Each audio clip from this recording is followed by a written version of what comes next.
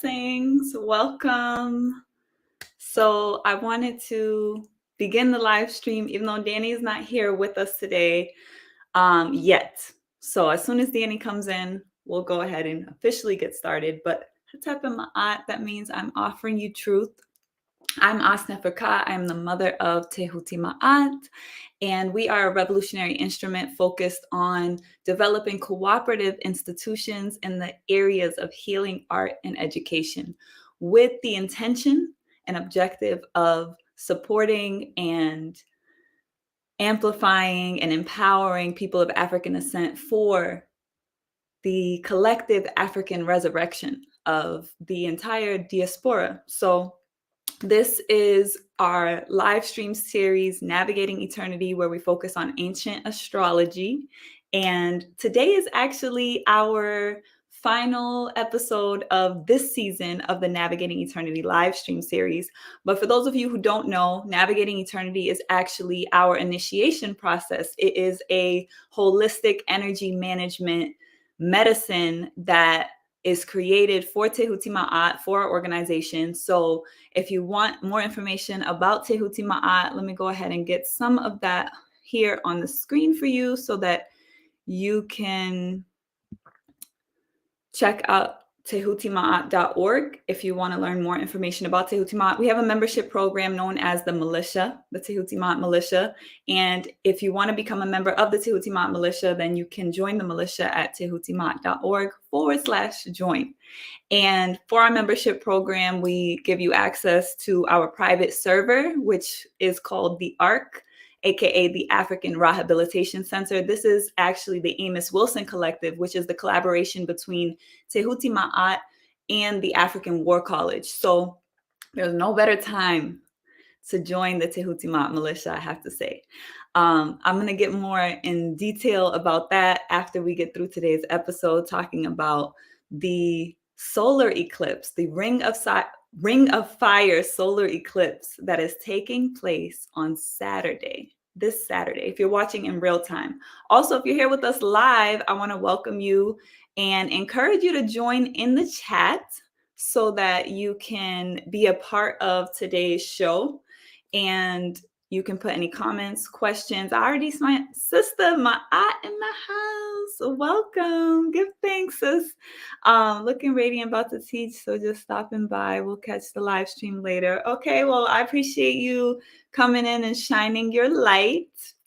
It's great to have you. So yes, if you are here with us live, definitely feel free to engage with us in the chat. You can put in your questions, comments, and that's the beauty and the benefit of being here with us live. So that being said, I really want to wait for Danny to come in, but I didn't want to delay, especially because I'm actually 3 hours ahead of Eastern Standard Time. So for me, it's actually 10 p.m. here. And for those of you who know, I am a farmer. I have to rise very early in the rising. So I didn't want to delay any further because we already shifted from 6 p.m. to 7 p.m. Eastern Time. So that's why we're going to go ahead and just begin the show so that we don't cut too much into our time. Welcome, Brother Rob. So shout out to the Tehuti Ma'at Militia in the house. Peace fam, we're in the building. Glad to have you, Brother Rob.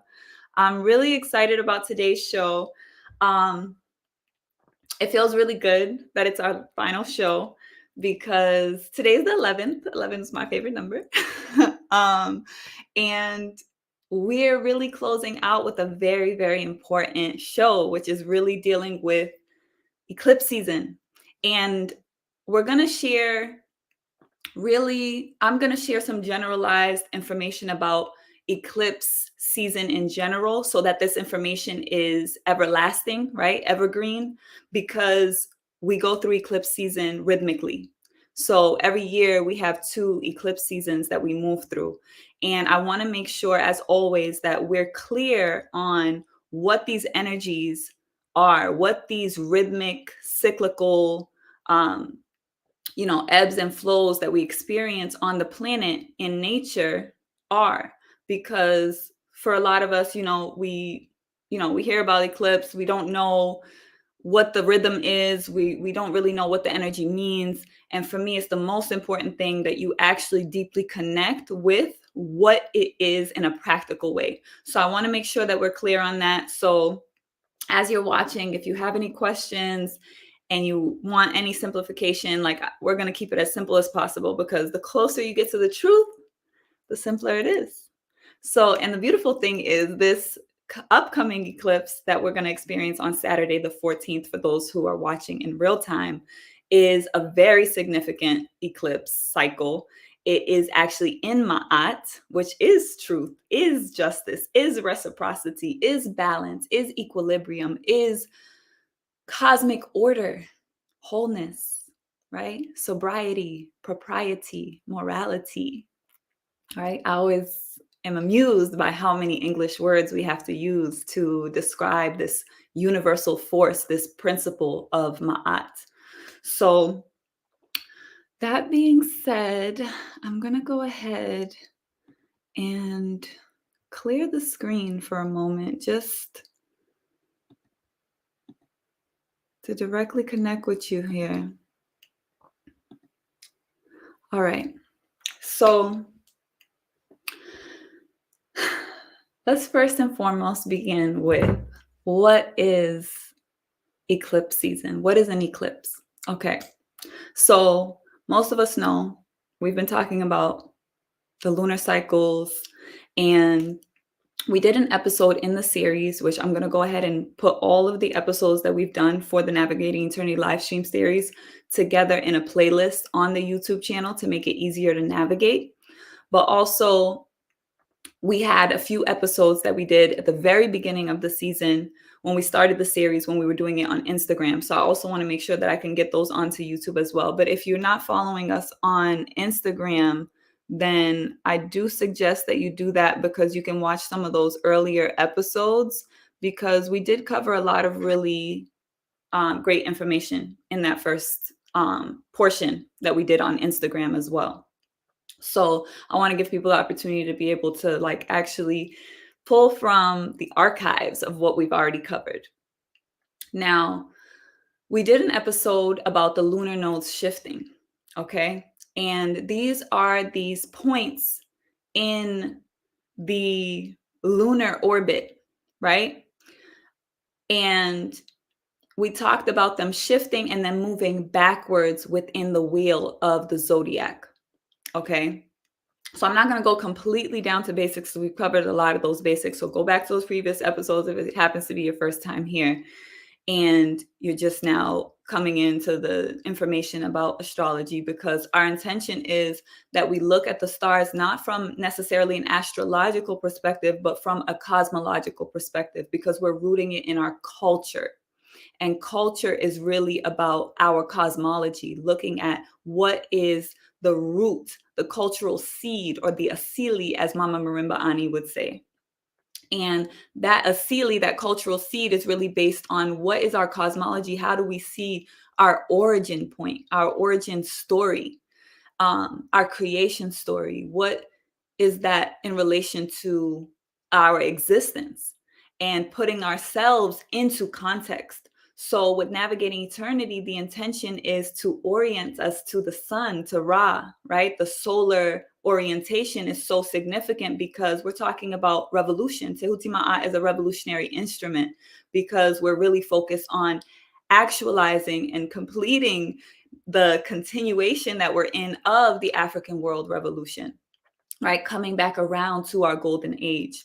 And our model for that is our revolution, the revolution of our planet around Ra, around the sun.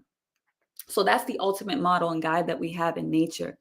So everything in nature moves through cycles. So when we look at the wheel of the zodiac and we look at our calendar of each revolution, right, the 365 days that we move around the sun, we're moving through various energy points, right? And it's one whole pie, right? You think about it like a circle, like we're revolving in a circle, and we move through this wheel, right? The circle is the wheel of the zodiac.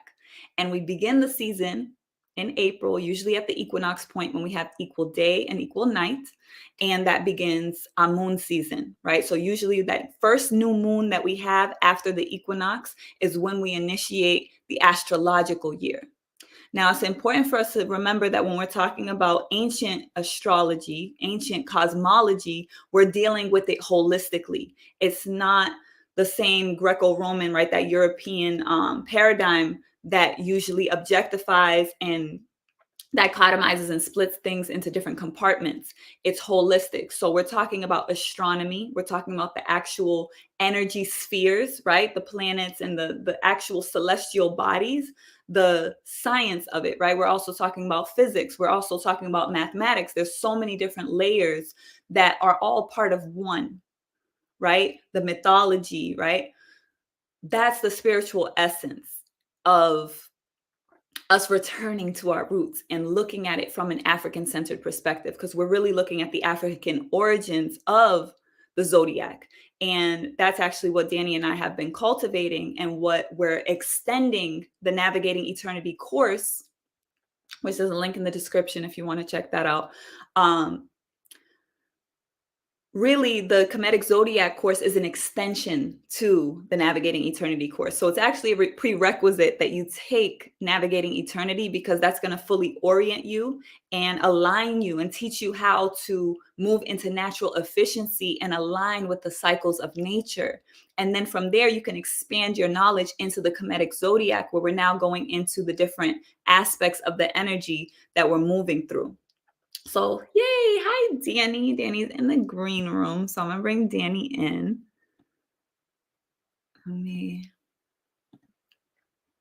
Okay. Hi, beautiful. Are you able to turn it horizontal? Yes. Perfect. Oh, you're on mute. Blessings. Blessings. How are you? I'm grand and fantabulous. How are you? I'm perfect. I'm so thankful that you came in. I was just giving a overview of the fundamentals, because I really want to make sure that people get a practical perspective, especially because this is our final episode of this season. Mm-hmm. And I expressed to people that we're going to be covering the eclipse energies in general, and then we're going to zoom into this specific eclipse, the Ring of Fire eclipse, which is very powerful, that is going to be specifically occurring on Saturday. So since you just joined, though, can you just go ahead and just briefly introduce yourself for anyone who might be here for the first time, so they know who you are? Yes, absolutely. Hello, if you're here for the first time, glad to have you. We hope that you continue with us on our journey. My name is Danielle Gazi. I am a multi-dimensional artist. I love being passionate. I love helping my people out, and I love being authentic. And I really, really, really love astrology. So that's why I just keep coming here. Thank you. And I guess I introduced Tehutima, but I didn't introduce myself. So I'm Aust Neferka. People who love me call me Nef. And I am a farmer. I'm a healing artist. And I am a revolutionary, a spiritual warrior, a high priestess, and sacred wisdom keeper of ancient Kemetic sacred science, which is really where we're centering our astrological analysis and expression and connection from the wisdom of our ancestors. And I am just thankful to be able to share this knowledge and this wisdom and the prophetic nature of it, because the mythologies and the different sacred texts, that have been carved into stone, are really for us right now. We carved them into stone for this moment because we knew that we would arrive here. It is an ode and a testament and an omen to our resurrection.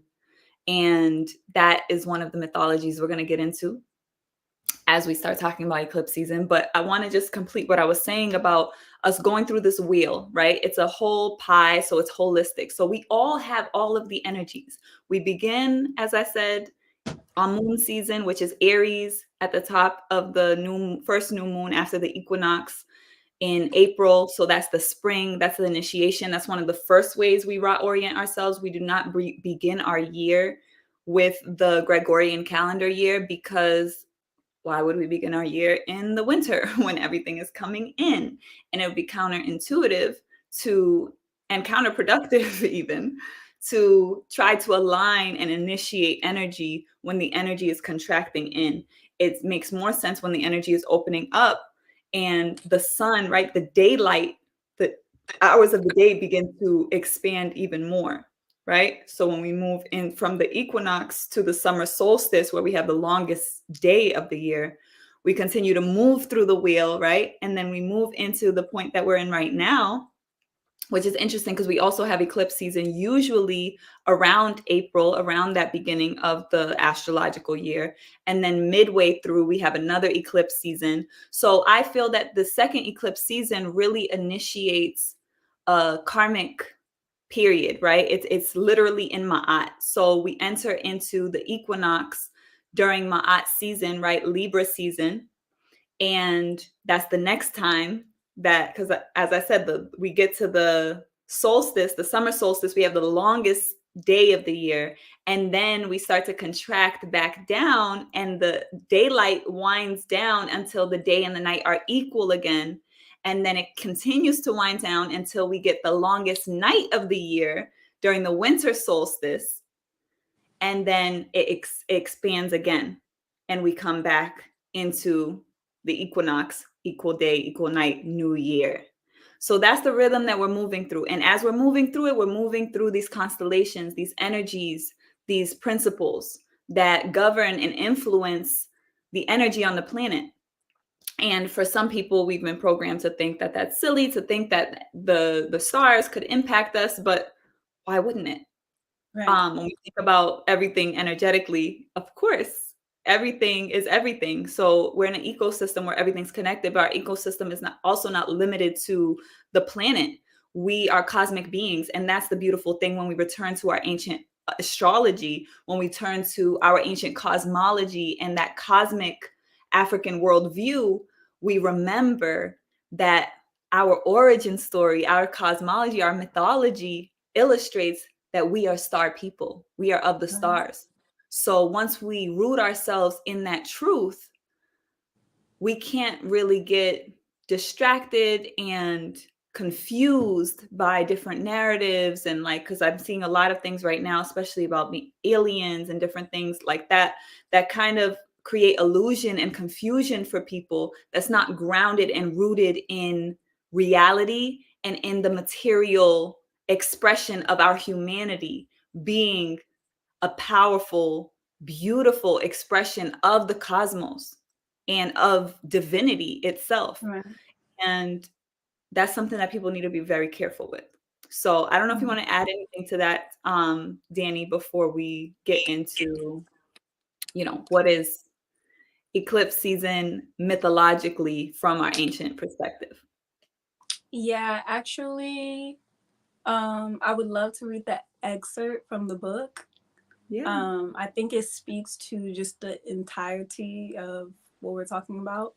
But I left it in the living room, so I need to get the book really quickly. Okay. It's called Oneness by Rasha, and it's a great chapter. Okay, so we're going to give Dani a chance to go and grab the book. And if you're here with us live, I want you to go ahead and put in the chat, if you don't mind, put in the chat where you are with your own personal astrology.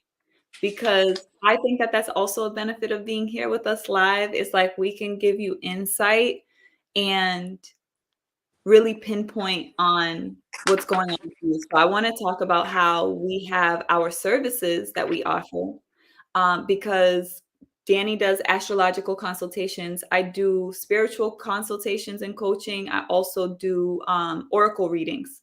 And this is all meant to guide you deeper into yourself. And it's very special and very powerful and supportive when you can directly apply the energy to yourself. you know, so that's something that we want to be supportive in. So if you are here with us, we would love to, you know, engage with your personal astrology, your star print, as we like to say. Peace, the tale of Isis, Aust, remembering Asar's body would be appropriate for this analogy. Yes, we're definitely going to get into that. I'm going to let Danny read the excerpt, and then we're going to get into the astrology. And I see you, Mercurial Lore. Yeah, whenever you get a chance to check out your reading. So shout out to Mercurial Lore for booking the reading. And I just sent him an oracle reading, so that's what he's talking about as far as reviewing the email. So yeah, go ahead, Denise. You got the mic. Okay, beautiful. So I'm going to start. I'm at the tail end of this book. I've been reading it for like 2 years. It's one of those books. So I'm going to start at the tail end of chapter 41. So she says, you are birthing the one who personifies the culmination of the entire body of experience. And that one recognizes the comfort and familiarity of the divine essence you hold within. There's nothing foreign or otherworldly about experiencing your connectedness with God, for it is none other than your very own divine essence, ever present within you, that reaches out in that embrace. It is not something that suddenly enters, it is something that has never left. It does not matter whether or not you believe that you are capable of connecting with God. The one that speaks with you now dwells within your own being. It does not matter whether or not you can debate the point brilliantly with those who presume that you have lost your mind at the mention of such ideas. And it surely does not matter whether you alter your life dramatically or go about your business like nothing ever happened. None of it matters at all.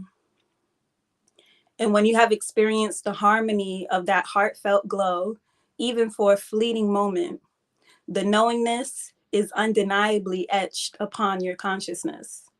And that level of knowingness cannot be forgotten. You can certainly pretend to yourself that you have not tasted what you know you have. You can surely protest your spiritual innocence long after the initiation of your heart. But once awakened, your knowingness will not be forgotten. It will resurface and nudge you into remembrance when you least expect it to. And it will emerge with that familiar kindred glow, just to remind you that you have not been forgotten. Oneness has no agenda with regard to the timetable of your transformation. It does not matter whether you embrace who you really are this year or even in this lifetime. For time, as it truly is, has no relation to the illusions in the linear dream you call your life. We are here, patiently waiting for you, as we have been for all of eternity. We are willing to wait. We will wait forever, if necessary, for you to work this out. And if it takes forever, you are no less our beloved. This stage of your journey at which your recognition crystallizes brings with it, once again, a sense of plateau. From this vantage point, you are able to see quite clearly the territory that has been covered. And you are able to recognize the gift in this time of resting and the assimilation of all that has come to pass. For now, there are no longer the doubts that once eroded your path and made the traversing of certain stretches of terrain difficult and exhausting. Last paragraph. Here in the clarity of this place, the way has been eased for you. There's the sense that the obstacles that have thus far littered your path may have been cleared away. And at last, you have the opportunity to integrate the understandings of what has transpired within you with the newfound simplicity of your life circumstances. The complexities that anchored you into a seemingly unending spiral of difficulties have now been released and relegated to a distant place. And the recognition is unmistakably from this point forth, the journey leads within.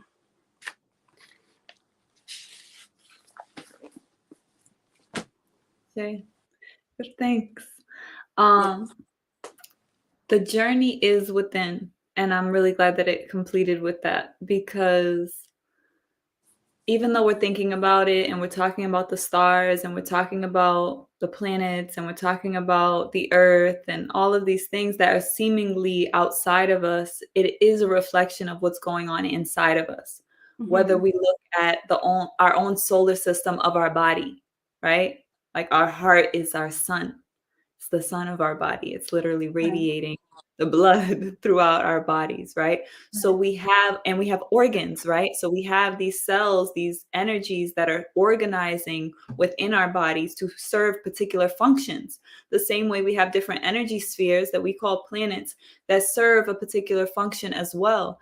It's foolish for us to adopt the Eurocentric approach to thinking that it's not that own, because I want to clarify when I say that, but the idea that there could be something without meaning is not, it's inherently disconnected.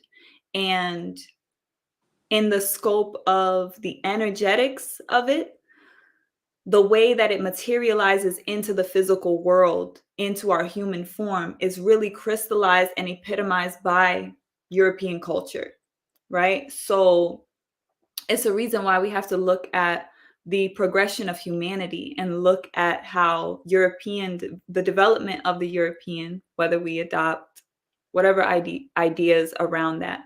I encourage people to look into Dr. Sheikh Anta Diop's work if you want to get into anthropology. He's a Senegalese scholar, ancestor that's really powerful contribution to our resurrection and our healing. And Dr. Sheikh Anta Diop wrote a few different books, but two that I would recommend are Civilization or Barbarism.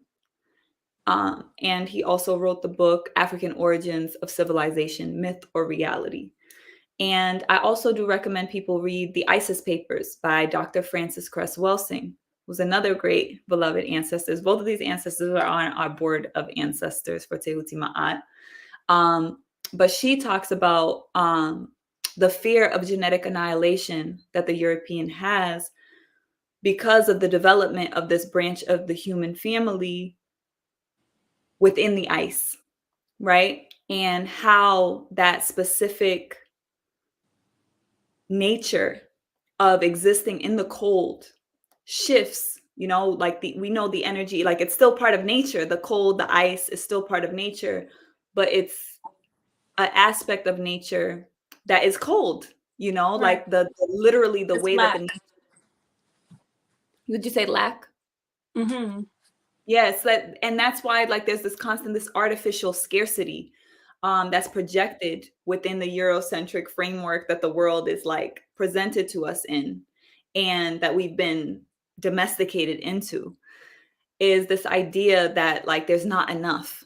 And that artificial scarcity comes from not having, like you said, Danny, lack, right? Because when you think about coming up in the tropics of Africa and the cradle of humanity, the cradle of civilization, this garden of life and abundance and fruits and trees and everything is abundant in that environment, in that warmth of Ra, the sun. But where we're dealing with the ice energy, there isn't that abundance, and there's that scarcity, and you can't just easily acquire what you need to eat. So your relationship to nature is actually completely different. You don't experience nature in its abundance. It's cold. You have to kill in order to eat.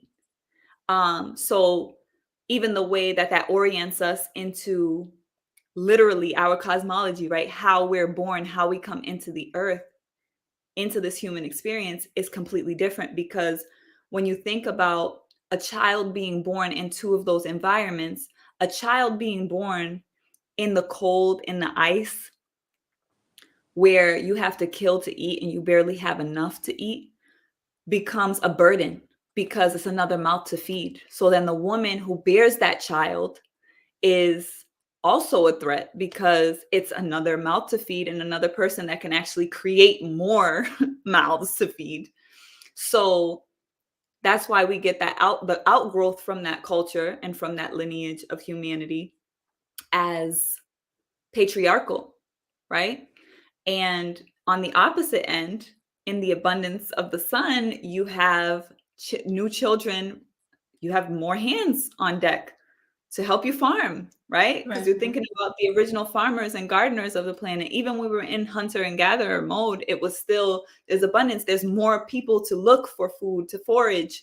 Right. And the woman who bears that child and who can give birth to more children and more hands, that's more abundant. So life and the proliferation of life was seen as a positive thing.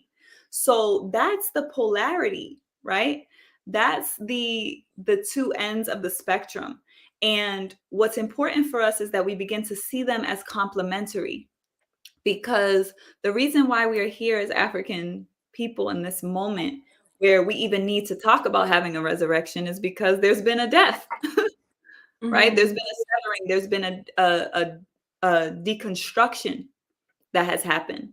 So we're going to get into the mythology now, because that deconstruction that we experienced is why we're here in this position right now, where we have to restore ourselves. But we also have to learn from the nature of the cold, which is interesting that our ancestors were brought to the cold.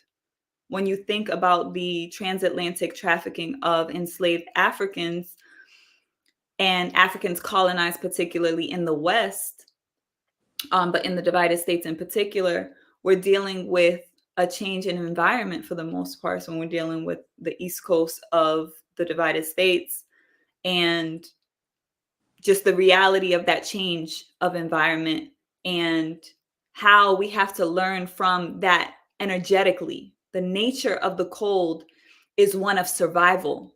Now, for us, it's important that we find ma'at within that, right? We come to the balance, we balance the scales, and we don't lean all the way into survival mode, but we move a bit more into the center of self-preservation. That's one of the things we have to be clear on, because the reason why we got here is because when you think about the ancient world and our golden age, ancestrally, we opened up the doors to our temples, which were our universities.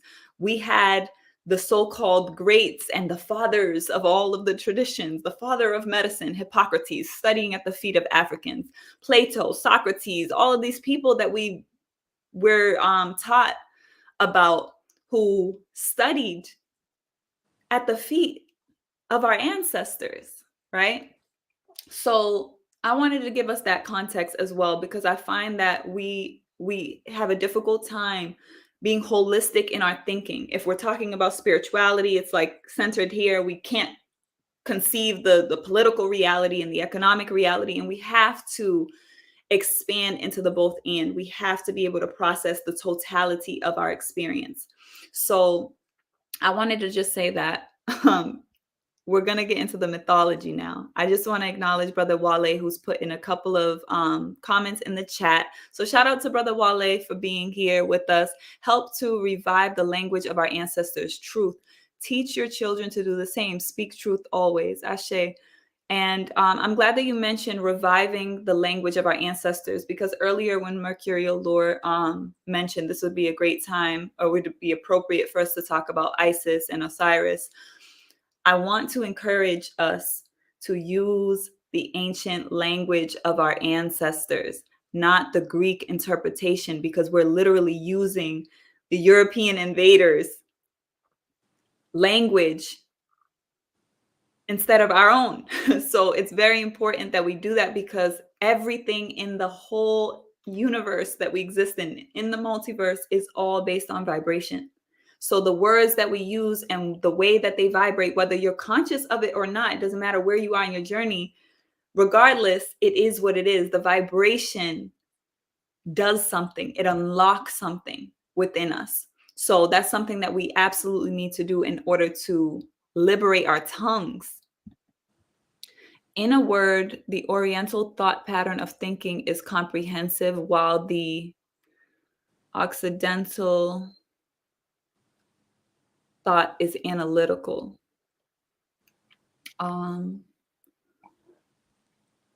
Comprehensive. Yeah, and I just return back to both and with that because we need both. We have to be able to be analytical and comprehensive because what's the point of analyzing something if it's not to comprehend it? Mm-hmm. I'm immortal, enjoying a mortal experience. Yes, because that's the eternal essence. And I love that you read that quote, that excerpt from the book as well, because as she was speaking or writing, it's a woman who wrote the Yeah. book. Yeah. As they were writing the aspect of, like forever, right? The idea of Yeah. forever is eternity. That's why we're saying we're navigating eternity. We have to be able to recognize that as we're moving through the cosmos, it's an eternal expression. There are Yeah. things that telescopes and the technology that exists right now currently on the planet can show us, but it took place billions of light years ago. What we're seeing is like it's so delayed in the context of linear time, which is why we're trying to return us back to our cosmic perspective of what time actually is, which is movement. All we're doing is moving through the solar system, moving through the universe, right? Or our solar system is moving through our galaxy. Our galaxy is moving through our supercluster. And there's all of these rhythms and connections and collaborative energies and forces that are happening that we may not be fully aware of, but we can also internalize it, as Danny also read, like coming back in, because the same thing is happening in our bodies, it's happening in our cells when we zoom into the most microscopic aspect, which is the atom, right? Atum.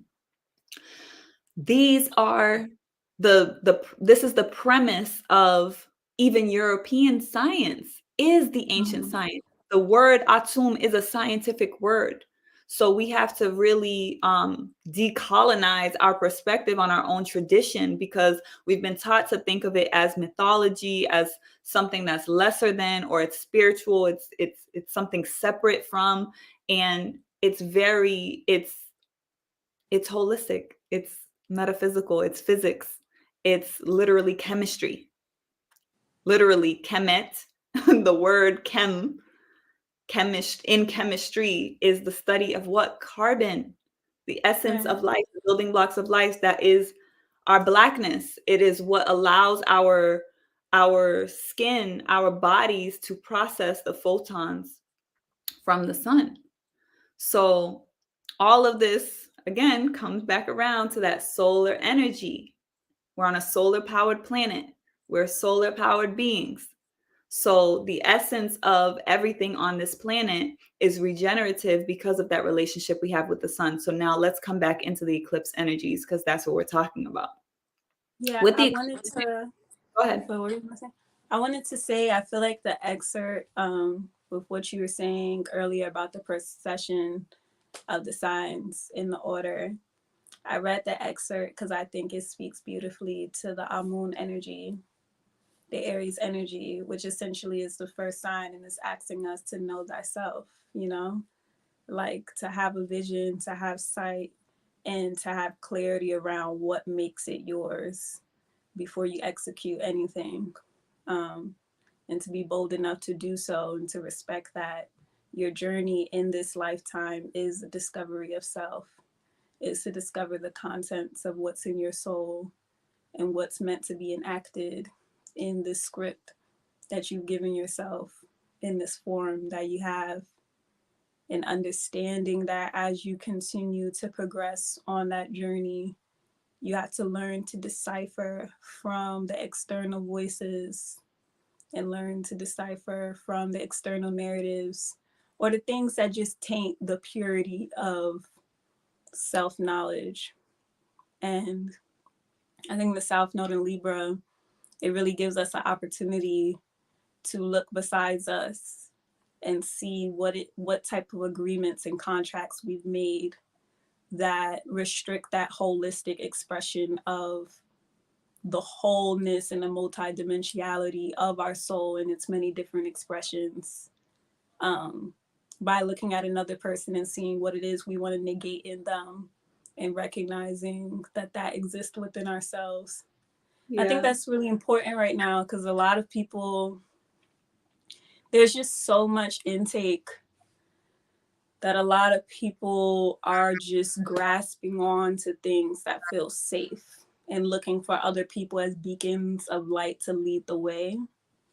And I think that the eclipse is really ushering in a wider perspective of our ability to lead ourselves spiritually, and that moving forward, it won't be safe any longer to hide your own hand. Like, you have to have your own motive, you have to have your own passion, your own drive, your own something leading you into the next moment. Also, the awareness of the compass that's guiding you and the intricate nuances of the different experiences that have highlighted different essences within you, and see how they all tie together for this journey that you're walking.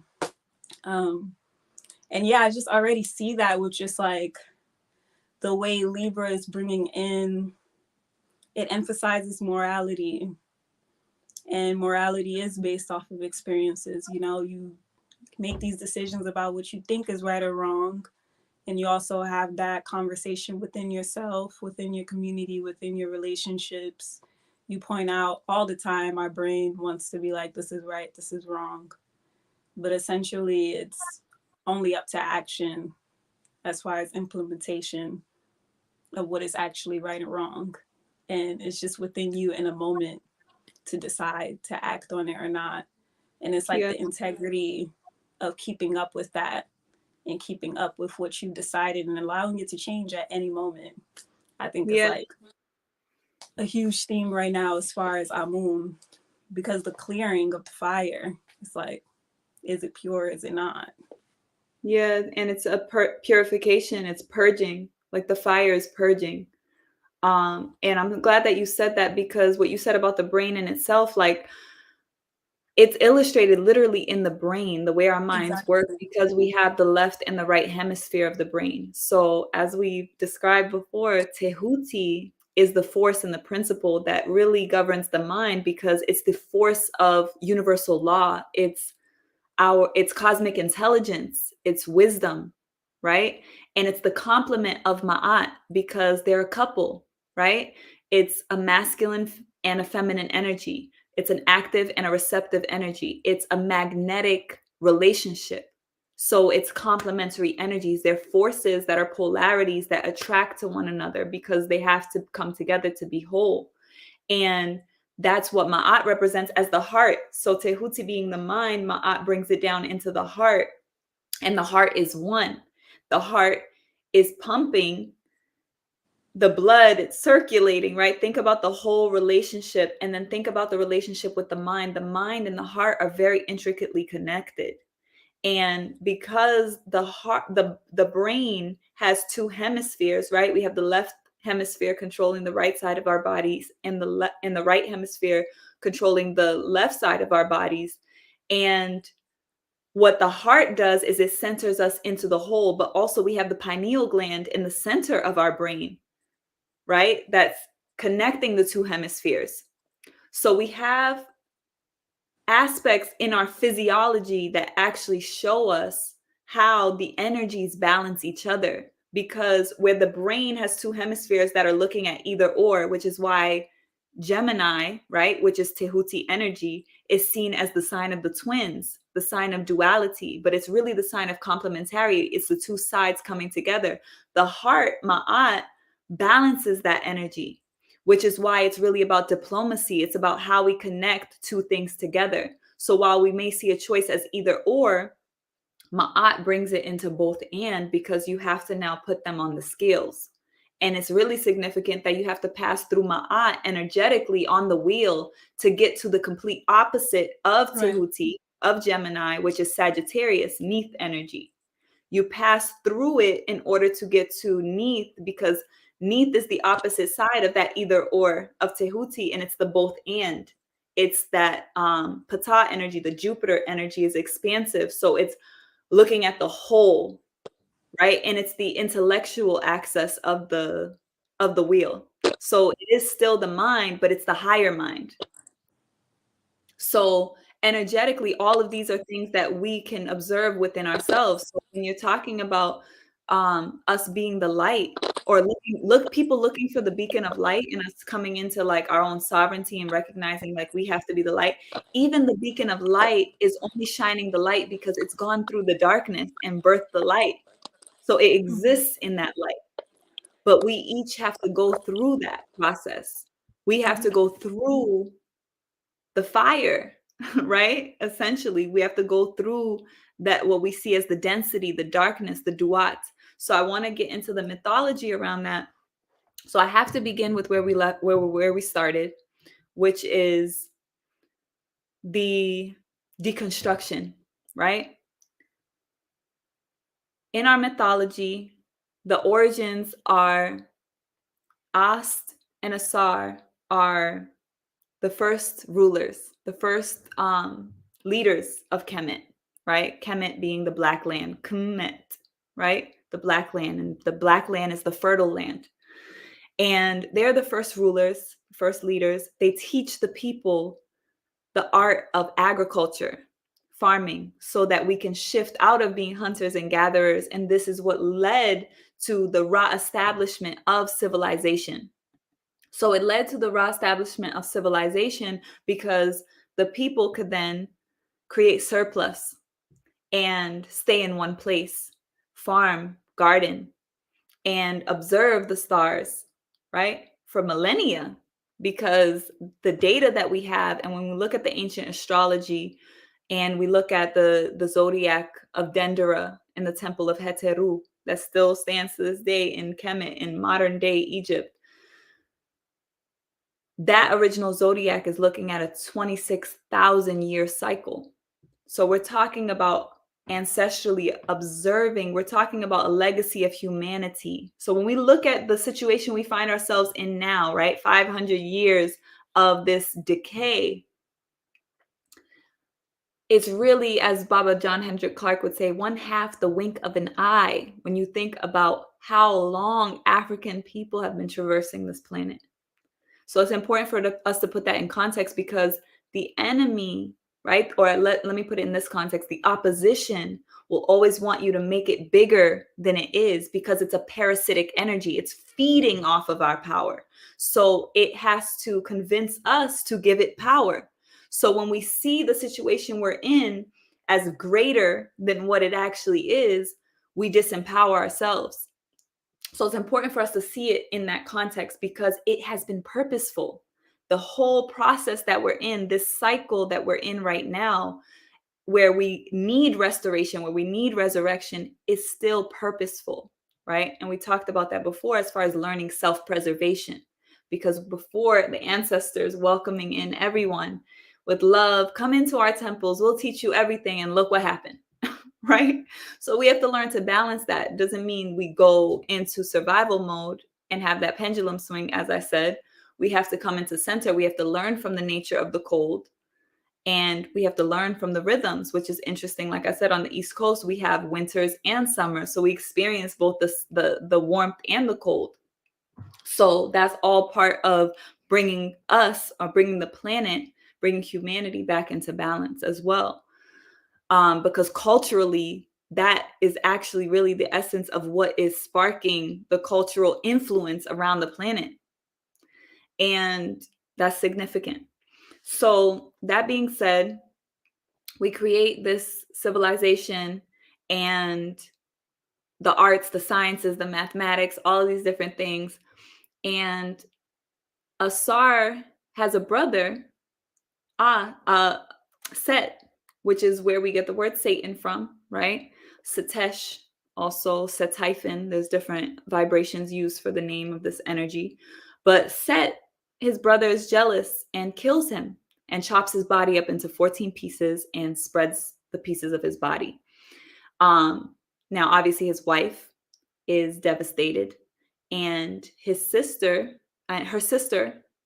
comes to help her mourn, who is actually the wife of Set, right? And they mourn, they cry because Asar's been killed, and they try to find the pieces of his body and put them back together. They find 13 pieces. The piece that they couldn't find was actually his phallus, his henenum, which is his erection. And it has to be fashioned out of clay or stone or wood, whatever. There's so many different interpretations of the story, but Aust basically fashions that 14th piece and puts it over his body, puts it on his body. His body's bandaged, and there's this ritual process where she says the words of power, where Tehuti empowers her to raise him up, and his spirit resurrects. So Asar resurrects and impregnates Ast, right? Because she was so devastated because they had never consecrated their marriage. They had no children yet. So when he resurrects, we have the first expression of the Immaculate Conception. So this is where the root of Christianity is. When we learn about the Christ consciousness through Christianity, we're taught about Jesus resurrecting, right? That's the energy of Asar, but they kind of mutated and fuse Asar and Heru, which is his son. So when Ast is impregnated and she gives birth to their son, his name is Heru. And she raises him. And when he's an adult, he actually goes to battle his uncle Set, who killed his father. And when he goes to battle his uncle Set and he overpowers him, he's about to kill him. His mother stops him because he can't kill Set, because Set is a necessary force. If he kills Set, there will not be Ma'at, right? There will not be order, cosmic order and balance, because he's a necessary force. Why? Because it's a mythology of energy. Ast and Asar represent life and regeneration, the active and the receptive aspect of regeneration and life. So that's why it's a male and a female. Set and Nebetet are the other couple, and they represent the opposite. They represent death and decay, and both are necessary. So you still have an active and a receptive aspect of death and decay. You have a masculine and a feminine aspect of it. And they are what keep the balance. That's the force on this planet, in this experience, because they are the children of Ra, of the sun. So that's an expression of our solar system. But remember, there's so many other forces and principles that influence and govern us, because when we talk about Tehuti and Ma'at, those are forces that are cosmic. They're beyond our solar system. So when we talk about universal order, Ma'at, and universal law, Tehuti, we're talking about something that's beyond our solar system, that keeps this whole system in rhythm, and all of the different galaxies and all of the different universes in existence and out of existence. It's like what comes into existence and what exists beyond existence, right? Because when we talk about the neter, right? Neter, the divine, because those different aspects, those forces, those principles are considered neteru. Neteru is the plural of neter. They're aspects of divinity, but the full totality of divinity, which is neter, where we've been reduced into looking at as that energy as God, with the vibration of God, which is a masculine energy. Because if it wasn't a masculine energy, we wouldn't say goddess. So it limits it to only the active aspect of divinity. But in addition to that, it doesn't capture the full totality of neter as existence and non-existence. It's everything and nothing. It's the totality. So when they try to tell us that our ancient tradition is polytheistic, and they try to tell us that these forces are gods and goddesses, that's a gross misrepresentation and reduction and limitation of our comprehension of our sacred science. So it's very important fundamentally that we recognize that they are divine forces and principles, and they all exist in couples because we have to have complementary energies. That's the nature of the sexual flow of energy of creation, right? But we also have, if we have creation and everything exists in a couple, that means we also have annihilation, destruction, right? So Set is an aspect of death and decay, but Set is not the aspect of annihilation and complete destruction, right? Although it's a destructive energy because it is death, right? It kills, but in Ma'at, when we look at it in wholeness, you don't really have death, you just have transition. The death is just the completion of one cycle and the rebirth of another, which is why Asar never really died and why Asar could be resurrected, right? That's regeneration, rebirth. That's what Asar represents. We all experience that in our microcosm of our lives. Each of our lives, when Set is the ego, Set is the gravity on our planet. It's a necessary force. It allows us to survive. Set is the cold. Remember we said about that survival energy. We need our ego. We need Set. We need the cold, in essence, to value the warmth, right? Because you wouldn't know what warmth is if you didn't have cold, right? Just like we wouldn't need order if we didn't have chaos. So when we look at that concept of the chaos, this is where the eclipse energy comes into life. Because the eclipse energy is really the energy of chaos. We're dealing with the battle of of Apep and Ra, the sun. So the sun's enemy is Ra. Now remember, we were dealing with the family of the sun in the mythology when we were talking about Aust and Asar and Set and Nebetet. Those are children of the sun. Now, the sun has this ultimate enemy of annihilation, of chaos, of destruction, which is seen as a parasitic energy, right?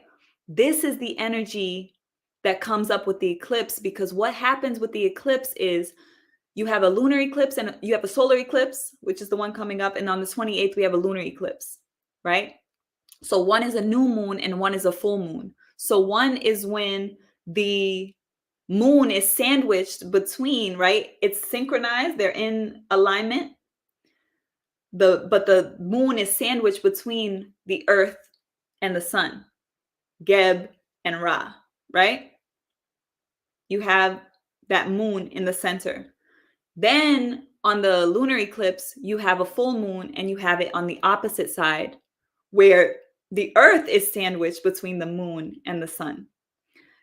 Now, the reason why the eclipse illustrates this energy of chaos and darkness is because for those who are going to be in the path of the lunar eclipse, particularly this solar eclipse that's going to take place, it's a ring of fire. So it will literally appear that during the day, it'll literally get dark because the moon is going to shadow the sun. And there's literally going to be, but the sun is going to appear larger because of where we are in the cycle, right? Because the moon doesn't rotate around the sun in a perfect sphere. It's an ecliptic cycle. So it's more like an oval. And that's why we talked about the lunar nodes.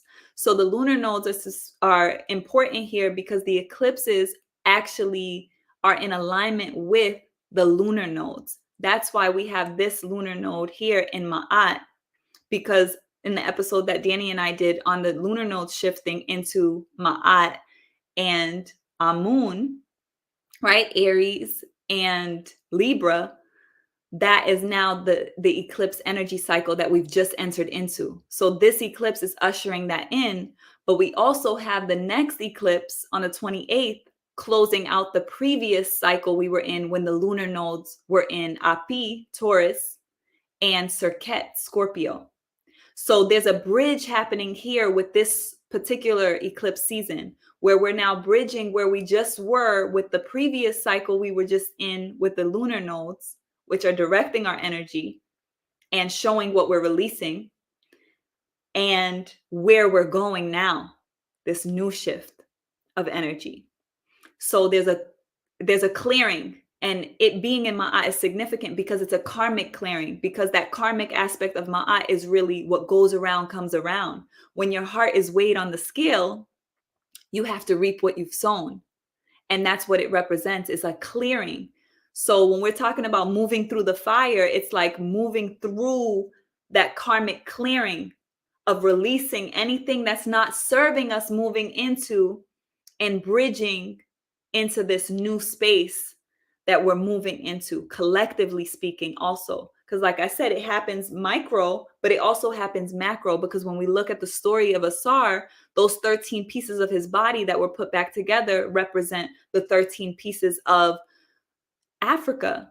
In 1882, when the European parasites sat at the Berlin Conference with not one African present and carved up Africa into 13 colonies, right? And shout out to my spiritual father, Baba Heru, because he was the first person who gave me that interpretation of the mythology. From a collective standpoint, for us as African people, it represents our collective unification.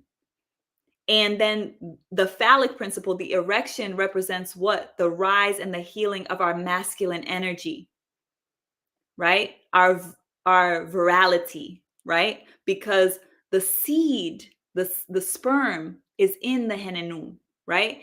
And that represents the diaspora, the children of Africa that have literally ejaculated all over the planet, right? So think about it in that context as well, because it's something that's also prophetic in the sense that we will unify. We are unified because in eternity, we are one. We've gone through this cycle. And when Dani says she's here to facilitate the return to oneness, that's what we're talking about. We're talking about the return, the remembering, right? Because they remembered Asar's body. They put the pieces back together. It's about us remembering who we are, remembering that we are one, remembering that connection, and coming together again. And the diaspora and the continent being healed in order for that resurrection to take place. So that has to happen for Heru to be born. Heru is the higher self, the levity. And now when Heru is born and Heru goes to battle with Set, he overpowers his ego. He takes dominion over his lower self and he takes back authority because he is the rightful ruler, the rightful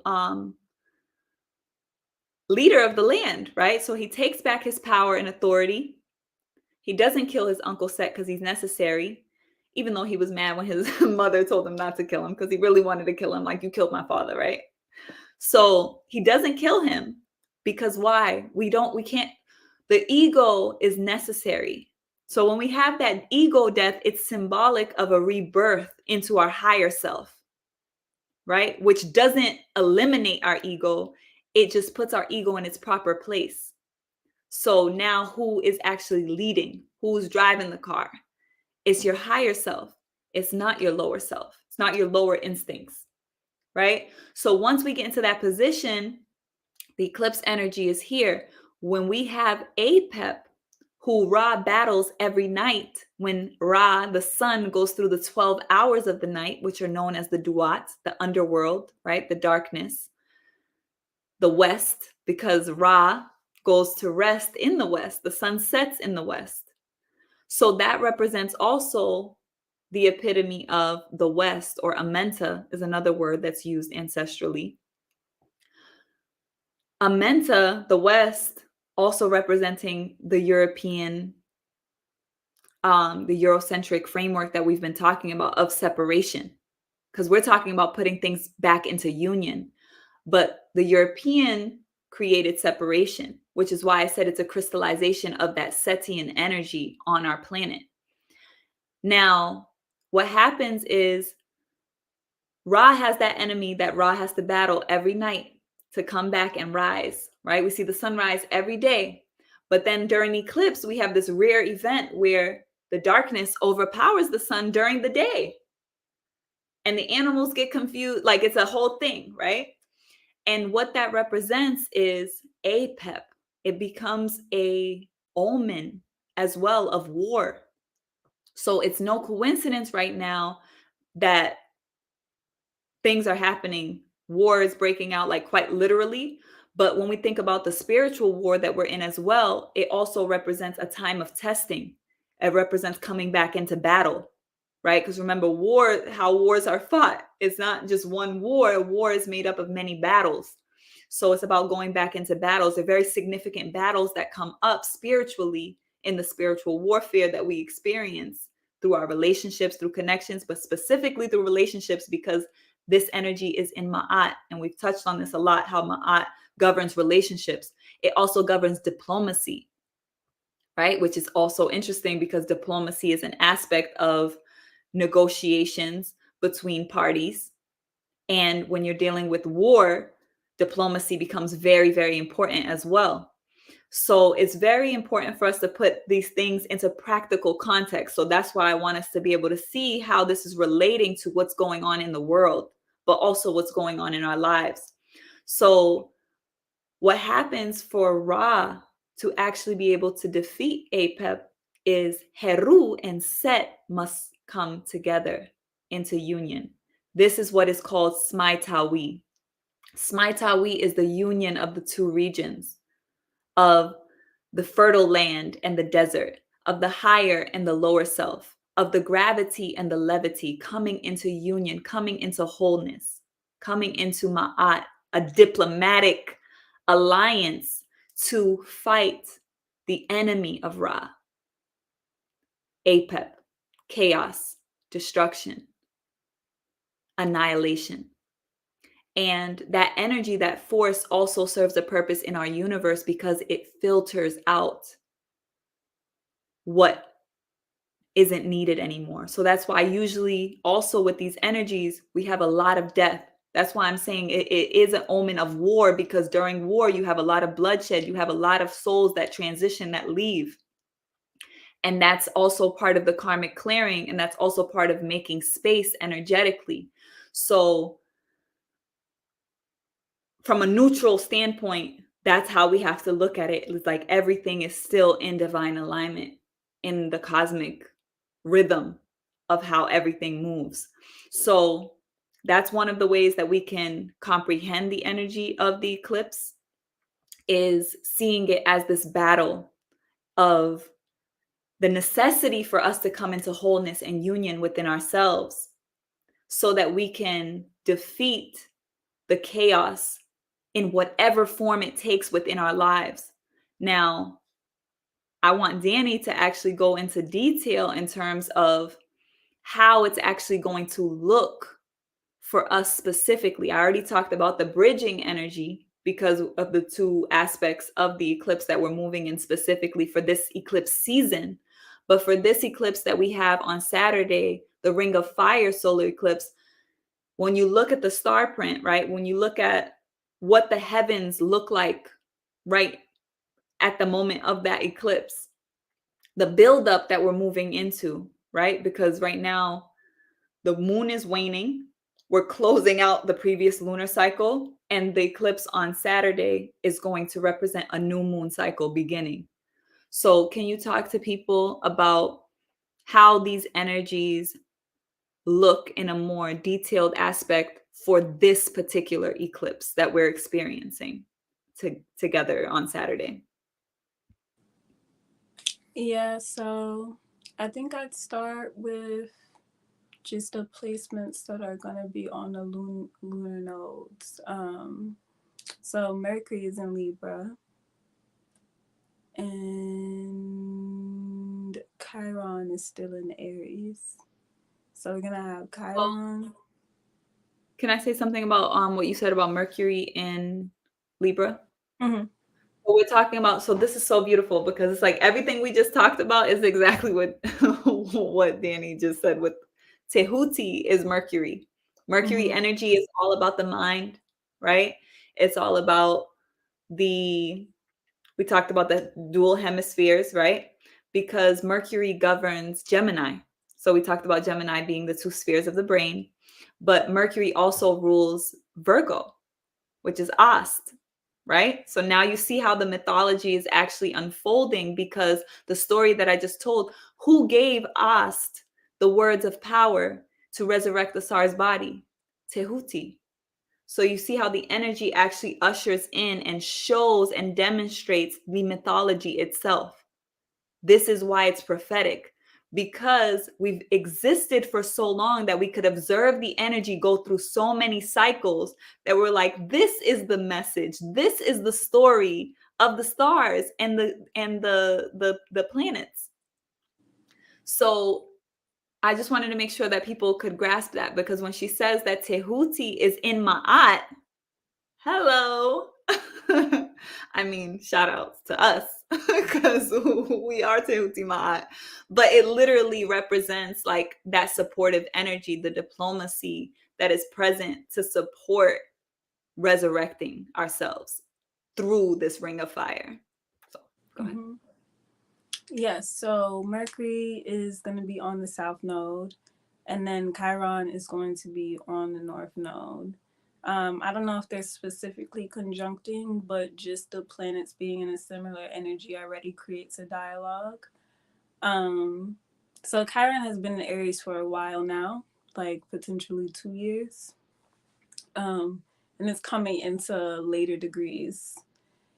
And Chiron in Aries is about healing self-identity wounds, right? It's about coming to grasp with the fact that your self-identity may not have always been what you thought it was. And it's about leaning into the exploration of what identity could be. So we have the North Node there. So the North Node is where our soul is being called to grow so that we can fulfill our life's destiny. We talked about this before. And then the South Node is what we need to let go of. So they're habits and patterns that we're comfortable with, familiar with, things we've lived already, that we're ready to integrate into the embodiment of the North Node energy. So having the South Node having Tahuti, the Mercury on the South Node, is letting us know that communication, the way that we communicate in partnerships, is going to be a highlight of this eclipse, right? Mercury in Libra prefers, like Nef was saying, diplomacy, but diplomacy through communication. So Mercury in Libra, Mercury in Ma'at is about weighing both sides and using tact to decide what should be communicated in order to come to a balanced outcome. So with that on the South Node, we're going to be seeing how we've mastered that, or we're going to be seeing how we struggle in that area through the way that we engage with those we have one-on-one partnerships with. And also Libra is not just about other people, it's about how you relate to everything. When it comes to the seventh house, which is the energy that Libra rules, it's just about having a reflection period. So it's about seeing yourself through the way that you connect to or relate to another. So again, the South Node is there. So we can see a lot of, I think the way that's going to express for the collective all around is just like seeing how you negotiate on what your true desires are. Like you negotiate because you think you're going to get there through another person's plan of action, when really it's your own vibratory frequency and a submission to it that's going to implement the embodiment of what you would like to experience.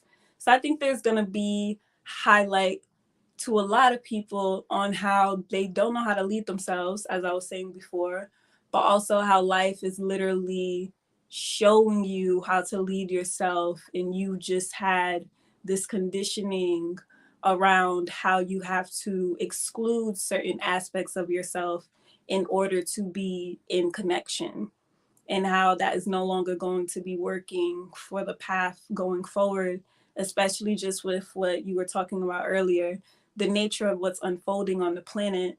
If we're going to be organizing, if we're going to be coming into union, we have to know what it is we carry on our own and what it is we actually are driven towards, what our life force is dedicated towards, in order to partner with the right people to experience the expansion of what the air has to offer.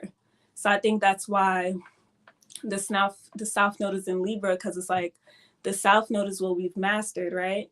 So collectively, we understand how to choose who we think resonates with us, right? We know how to partner up. We know how to have similar ideals, because Libra is an idealistic sign.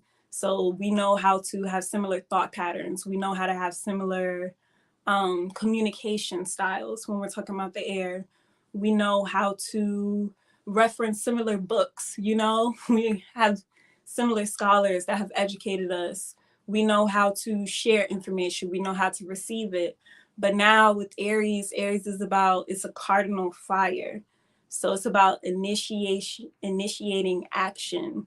So it's like, do you for yourself know how to embody your plan of action? And that is not always communicated or found through words. Sometimes that's discovered through the spirit, which is essentially what the fire is. It's not about the tangibility of communication. It's about the feeling tone and being able to be susceptible to your instincts, which is also what Amun is about. It's about the instinctual, primordial, like cat energy. It's like about going for what you want, even though you don't know what's going to be next. And I think that that's the heart of the warrior, which is why Amun is associated with war, but Amun is essentially the warrior. It's about having the inner courage to act on what you don't know will lead to whatever case scenario. Because Libra is a very thoughtful energy, right? It's about being considerate, it's about being well carried out, and it's about considering all factors. Where Aries is about moving into action based off of that blood pumping, that adrenaline, letting that carry you forth into the next decision and allowing that decision to be motivated by the heart, which is why our moon rules over the blood and Libra rules over the skin, but there's similar functions, two different dynamics within the body. So I think, collectively we can see a lot of people having to confront their fears around accepting what they truly desire, because that's really what Mars, Amun, Aries, all of these things being synonymous energetically represents and wants. Desire to be acknowledged, to be embodied, to be truthful, and to exist as it is, and to have the courage to go there. So I think this eclipse can bring up circumstances depending on where you have it in your chart. You can literally count over from your ascendant sign to see what house you have Aries in. That's usually going to be the house that illuminates the energy for you.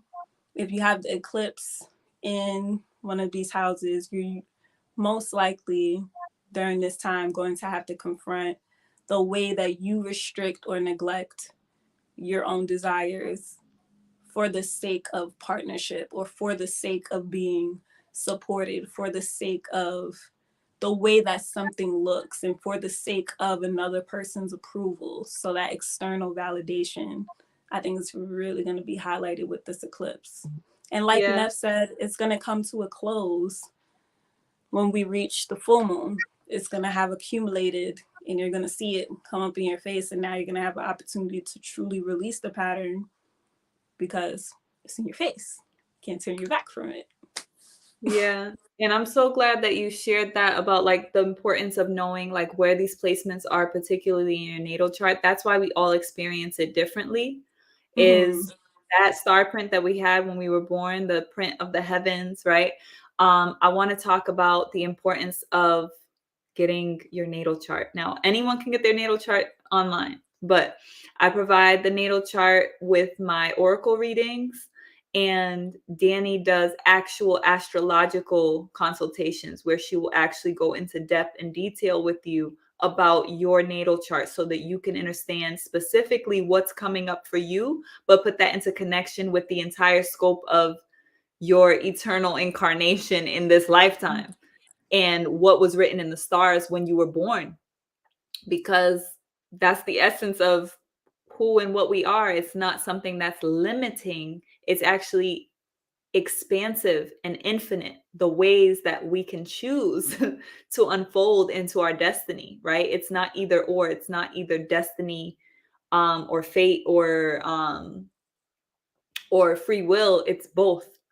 And it's very powerful when we integrate those two. That's what I was talking about Smai Tawi, being able to Mm-hmm. integrate the two and recognize that we can actually co-create more consciously when we are aware of and when we're in alignment with nature. You'll have less resistance when you're floating with the current instead of swimming upstream, right? Which a lot of times when we're moving in our ego, fully, right, set has its place, but set's not meant to be leading things, so it can be very draining and exhausting because the ego is moving through the will and what it wants, and not necessarily taking into perspective the bigger picture, because Heru is symbolized by the falcon, which is the bird's eye view. It's taking the higher ground. It's the light. It's the lighter aspect of the energy, where set is the gravity. So it's pulling the energy down. So I just wanted to say that because I want people to make sure that they take this opportunity. This is a great time. I mean, obviously you could do a reading anytime, but this is really a great time to be guided into yourself through ancient wisdom, because it'll really be supportive of you during what can be a challenging time for a lot of us. But challenges are really just opportunities for growth. So it's all about your Right. perception of that. But when you're in the thick of it, it's Mm-hmm. not easy for you to necessarily see that. So sometimes having a reflection or a beacon of light is very supportive while you're in that darkness. So during eclipse season is really a great time for that. So you can see our services at coinsandcaris.com, also linked in the description as well. Coins and Caris is our cooperative venture that's specifically focused on spiritual goods and services. And there's so much other things on there. You can read about Coins and Caris on the website. So you can go ahead, Danny, though. I know you wanted to say something.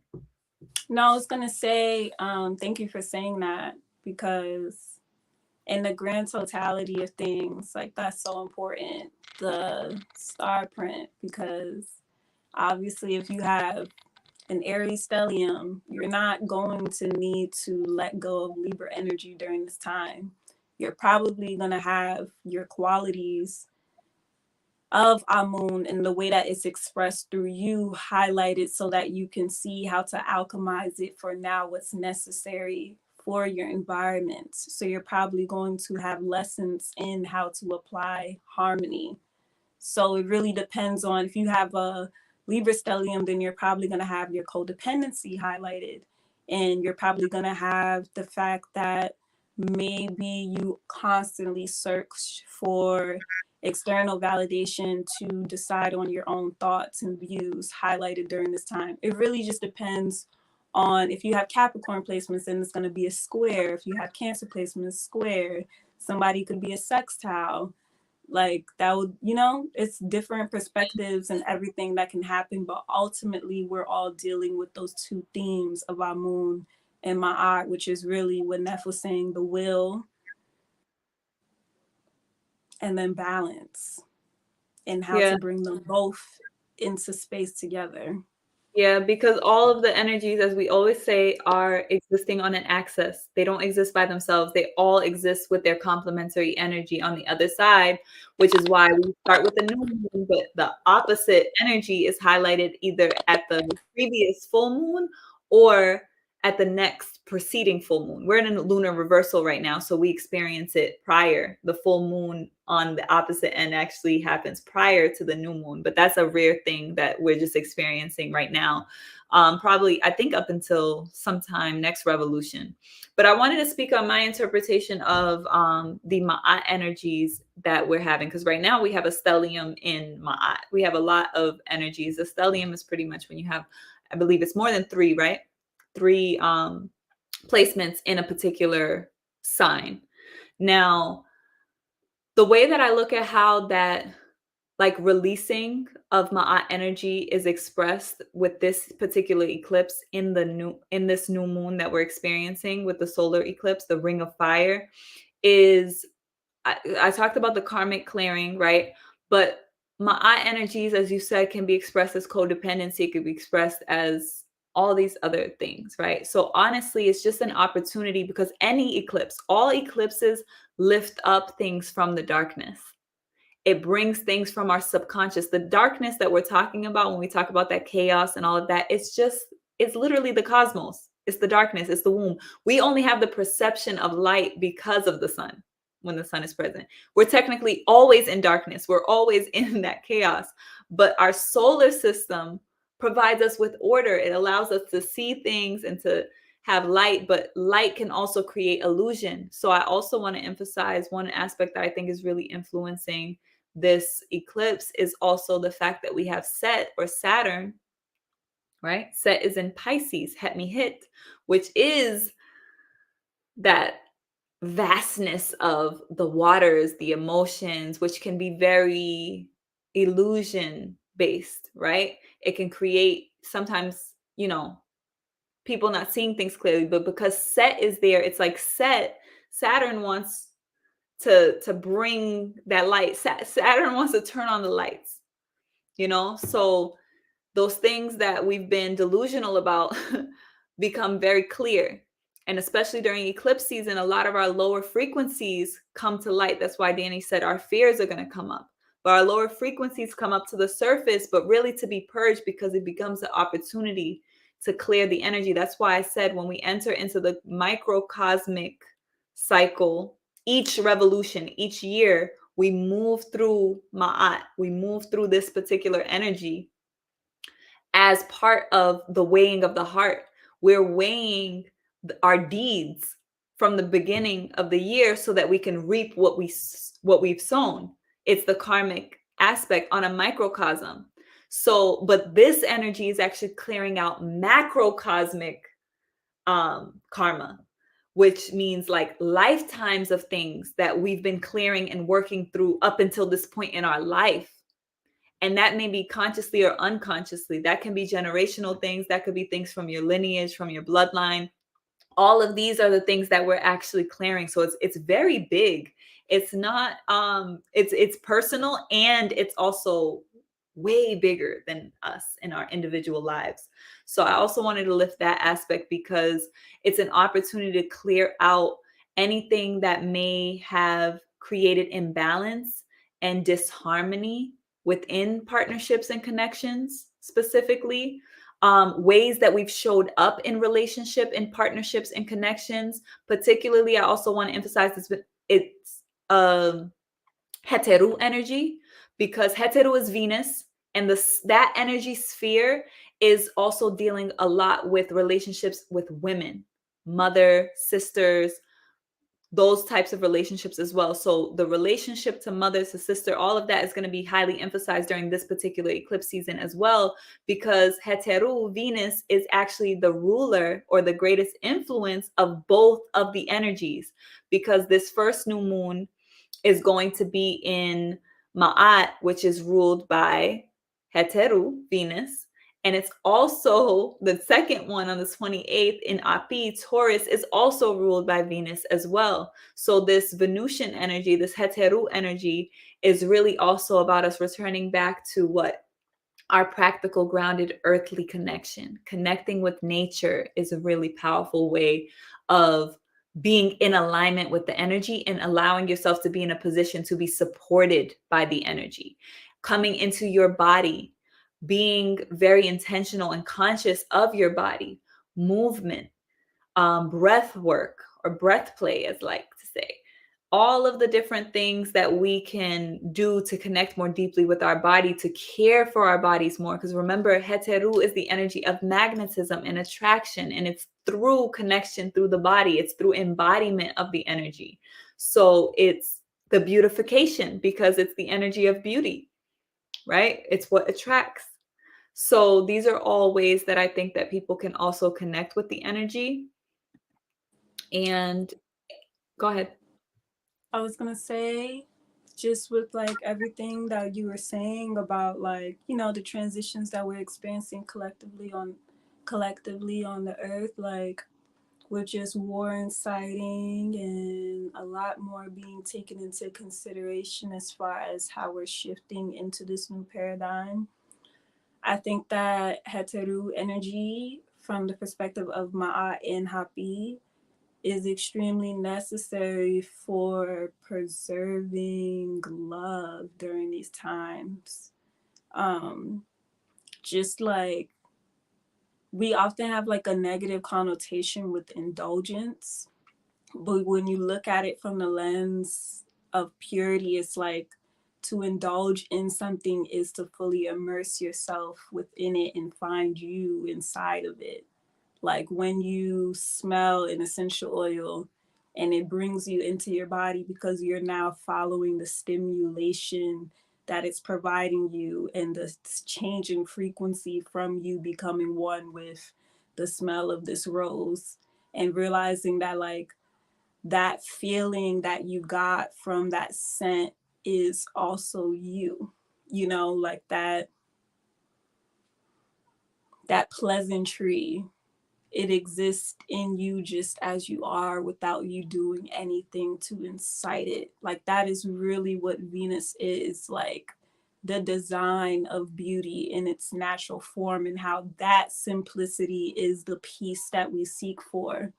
Like when you're sitting and you're watching nature and it brings you to tears, that's this essence that we talk about, the divine showing you how that beauty exists in you too, which is why you were even able to react that way to it.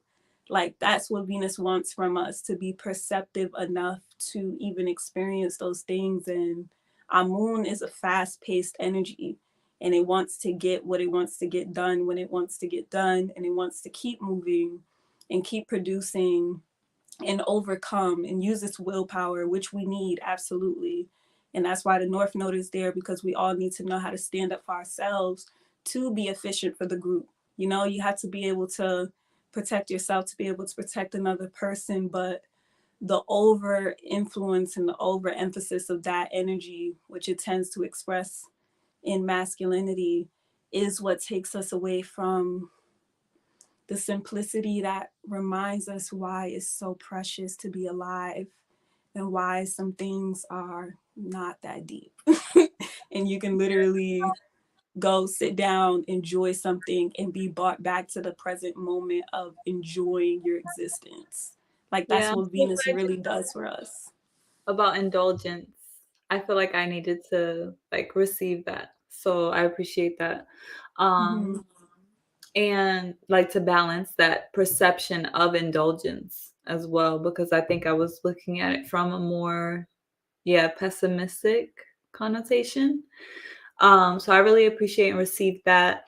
And when you were talking about the Heteru energy, Venus, and we talked about how Venus is ruling both of these eclipses, this eclipse season, it's so important to look at her placement in Aust, Virgo, right? Because Aust energy is energy of service. So I want to emphasize that this energy is here to serve us. It's here to help us. It's not like, I know for a lot of us, it can be very challenging to move through eclipse season because the things that come up, but remember, those things are a part of you that you've been stuffing down, that you've not been acknowledging. And the more you've been stuffing it down, the more aggressively it has to come up to show itself because you don't want to look at it. But it's still in service to you. It's in service to us, to the full totality of the transformation that's happening, regardless if that's war, death, whatever those things may be. On a collective note, they're still part of us seeing the reality of what the choices and the ways that we're moving on the planet collectively are, what it's manifesting, what it's creating, what's the reality of what it is. Because when we think about the comforts and the privileges that we have in the West, in Amenta, the expression of that comes through warmongering, through a lot of death, through sacrificial rituals, and a lot of different things that are beneath the surface that are going to start coming up to light. And we are going to start to see what's really happening. And that's not only happening just in this one eclipse season, it's continuing to happen. We're moving through the cosmos. I really appreciated that Wale really emphasized the key lesson in navigating eternity is time is movement. It's not a matter of time. It's a matter of movement. It's not about one moment or one cycle. It's about the entire scope of the progression of energy, the movement of energy, and how we are part of that. You're either moving or you're not. So that stagnant energy is not energy, right? When it's stopped, right? Remember, energy is movement. So that's why we say it's energy management as well. I want to shout out also to Liberated Soul Rebel. Much love to you two sisters, and look out. Peace to the chat. Hope everybody's good. Thank you for being present with us. It's great to have you. But yeah, I wanted to just say that. I was gonna say something else. I don't remember right now. But yeah, it's just a beautiful thing to remember that everything is here to serve us in healing ourselves, in restoring ourselves, and restoring the planet, because we are that microcosm of the macrocosm. It's as each of us heals, we heal everything. You know, we're the drops of water that make up the ocean. We are each cell that make up the organs, the heart, all of these things. And you know, Ma'at is the heart. Like Ma'at wants us to lighten our heart. Like that's what it's serving and facilitating. This whole shift of energy and everything we're talking about, it wants our hearts to lighten before we transition, because our hearts will be weighed. But our hearts are weighed every single day. You know, it's the microcosm as well. Every single day our hearts are weighed, which is why ancestrally in the covenants of Ma'at, the 42 covenants, we said them in the beginning of the day and at the end of the day to take a moral inventory on ourselves. I will not kill. I will not steal. I will not cause the shedding of tears. I have not killed. I have not stolen. I have not caused the shedding of tears. I have not laid waste on the plowed land. I have not wasted water. But when you get to the thing that you have done, you have to be accountable. And that accountability is Tehuti, because Tehuti's at the judgment scene. He's the scribe writing down in the records of eternity what has been done. And we always answer for. Ma'at is always present. It's universal order, it's cosmic order. Everything always balances itself, even if it doesn't look that way right now. It's when you zoom out, it's balancing what already was, whether that was what you did in a past life, because sometimes we inherit things with the amnesia we have in this lifetime where we don't think we deserve things, but that's really the truth of Ma'at is always. So when we say we're restoring Ma'at to the planet, it's like we're bringing back the cycle to balance things, and we're conscious of it. That's why Tehuti Ma'at, as a revolutionary instrument, is designed for advanced souls who came for this in particular. So if you feel called to this work, to these messages, to restoring the planet, to being a vessel of service, and committing yourself to your own personal healing as an aspect of contributing to the collective resurrection and revolution of our planet and of our people, then I want you to consider joining the militia so you can be part of the Amos Wilson Collective, have access to the Ark. This Saturday for the eclipse, we have our Intuit Cipher, which we have every new moon. Well, it's usually every Saturday closest to the new moon, but this new moon is actually on a Saturday, and it's also a solar eclipse. So it's beautiful. We have our private virtual room where we have our healing cipher, and yeah, we're able to actually really unpack what we're actually going through in our lives and go through ritual therapy to actually release and express and share with one another. And we always come to terms with the fact that we're not alone, and we're all going through it and experiencing it in our own ways. And it gives us the platform to shine a light on those things that are in the darkness. And that light casts out the demons. When we bring things out of the shadows and we expose them, that's the healing, and that's the purification, and that's the purging. So we do that rhythmically every moon cycle, every month. We have that as one of the things, one of the exclusive militia offerings that we have. We also have our Community Connect and our Warrior Workout every moon cycle that you'll have access to. And then you'll get the Moonly Report, which has an energy report, and all of the different things going on within the militia are highlighted in there, whether that's Tehuti Ma'at Community Garden, which is going to have an upcoming volunteer day, and we're also getting ready to close out the season. They're in Brooklyn at Weeksville. So I really just want to encourage people who feel, even just to support the work that we're doing, you can support with a donation also. But your membership is also supporting as well. But you can send a donation via Cash App to $Tehuti Ma'at World. That can support the channel, support our stream, support the content that we're putting out, and just show your love. You know, money is a form of energy exchange. And we also accept other forms of energy exchange. So when you go on tehutima'at.org/join, there's actually a Ma'at exchange option on there. So you can fill out the form on there as well. But I do want to encourage people to join the militia if they feel called to, because this karmic clearing that's happening right now is actually ushering people into that space.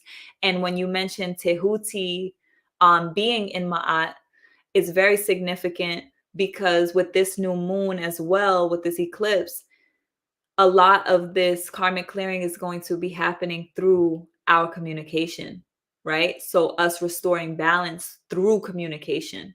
So there may be amends that have to be made within partnerships and connections, and that has to be made through communication. Not has to be, but it's supported energetically through communication. And then we also have Heru, Mars, has just entered Serket, Scorpio, which is also the one that brings things from the depths up to the surface, deep emotions. We're talking about those deep waters. We're also talking about scorpionic energy. And that is the energy of self-preservation as well. And it's important to recognize that we preserve ourselves by our will, because that's what Heru represents. Heru is the victory. Where Amun is the warrior spirit, Heru is the driving force of that, right? Because Mars rules Aries. So Heru governs Amun. So it's a collective energy that, you know, the mythology is just so beautiful, because the deeper you get into it, the more it's expressed there. So I do want to encourage people to join Navigating Eternity if you want to get deeper into the mythology, how you connect it to your life, how you can align yourself with natural cycles of nature and heal your mind, because it's a psycho-spiritual medicine, but it's also very practical because it's literally about how you organize your life, right? So moving from time management to energy management, being aware of movement, being in alignment with nature so that you're efficient in your use of your energy, and learning how to do that through the medicine of Navigating Eternity is really powerful. So I do encourage people, the sooner you get into Navigating Eternity, the better, because as we move into deeper into the season and we start getting ready to do our JED, our accountability community, and recruiting people into the work through that, the price is actually going to go up. So this is a good opportunity if you want to get the course right now before we get into our next season of the JED. So I don't know if you have anything else you want to say in closing, Dani. Before we leave, I also want to just put on these two comments before we step out. Speak truth always. I love Brother Wale is always lifting my eye. Help to revive our ancestors' reputation by imitating their commitment to truth. Teach your children to do the same. Ashe. Give thanks, brother. These types of convos are needed throughout these spaces. Thank you, sisters, for bringing a necessary energy and dialogue to the forefront. Ashe. Thank you so much for expressing your gratitude and appreciation for the energy that we put into sharing our wisdom and taking our time, right? Our movement, moving the energy forward, sharing, expressing the energy, right? Which is also us expressing truth. Tehuti Ma'at. Ashe. I would just give some last guidance. I think that a lot of Amun Aries has to do with frustration and what we do with it, and how we allow it to move us. And I think that its polar end or its complement, Ma'at, Libra. You know, the Heteru energy, the Venus energy, it has a lot to do with being poised, being tactful, being harmonious. And frustration, there isn't a lot of room for frustration there. So I think something we can all practice is honoring our frustration in this time and being able to be there with ourselves with it instead of handing it to someone else or to something external. I think that that's going to be like helpful medicine for this eclipse. Yeah, and you're not even going to be able to hold it back. Right, You right, can right. try as you might, you're not going to be able to hold it back in this energy. And This shit, invite it, yeah. yeah. So when you invite it, yeah, you float with the current, and it's easy. You can welcome the ease if you just gracefully allow yourself to express the truth, the authentic, what's really going on inside. That's what's seeking to come out. So the more we try to suppress that, the more difficult it's going to be. So yeah, do yourself a favor and let it out. Just let it out. Rage. Yeah, and it could be frustration, and it can also be beauty. Like it can be so many things. It's just going to bring out whatever's inside. That's essentially what it is. So a lot of it is going to be things that you don't know are inside, but it depends where you are in your journey. Like some people also have charts where they don't have a lot of karmic baggage or weight, you know, and that's going to be expressed too. Whatever's inside is going to be expressed. So it's also a beautiful time because a lot of, light energy, and when I say light, I mean just like those beacons that we talked about, is also going to be released and expressed in this moment. This is even an expression of that. So letting out what's inside and not being afraid, right? It's like that part, because it's the expression of courage as well. For some people, what will come up is fear, but for other people, what's going to come out is courage. So it really just depends on where you are in your journey, what's going on inside. Don't judge it. One's not better than the other. It just is what it is. So trust your process. And yeah, thank you again. And I'm just going to put this last comment that came in. Divine timing with clicking on this video, because what I've heard in the last 10 minutes has spoke volumes in regards to my current reality. Well, I'm thankful that you affirmed that. And yeah, I'm glad that you listened to your spirit connecting you to the message. So again, if you want to support our stream and our channel, you can Cash App Tehuti Ma'at World. You can learn more about Tehuti Ma'at at tehutimaat.org. You can also contact us if you have any questions about, the different programs and things that we've shared. Obviously, we promoted Coins and Karis. The links are in the description to book for us. Definitely explore the rest of the Navigating Eternity live stream series that we've done, because this is the last episode of the season. So you won't be seeing us on there, but you can connect with us if you book a service. So this will be a great time to do that. And grow at tehutimaat.org if you want to email us. You can also text message 646-883-MAAT, and we would love to answer any questions that you may have. Okay. So I hope that you have a beautiful solar eclipse and eclipse season. I also hope that if you feel called to join a community of advanced souls who are here awakening on this powerful journey of this powerful transformation that is underway on this planet, and being part of that restoration and being of service, and or just being supported in your healing journey, to join the militia. This is a great time to do that. And you could even be there for Saturday's Intuit Healing Cipher. So thank you again, Dani, for your wisdom, your beauty, and your just your existence. Thank you for yours. All right. Power. Mm. Where you going, sis? Travel light. You too.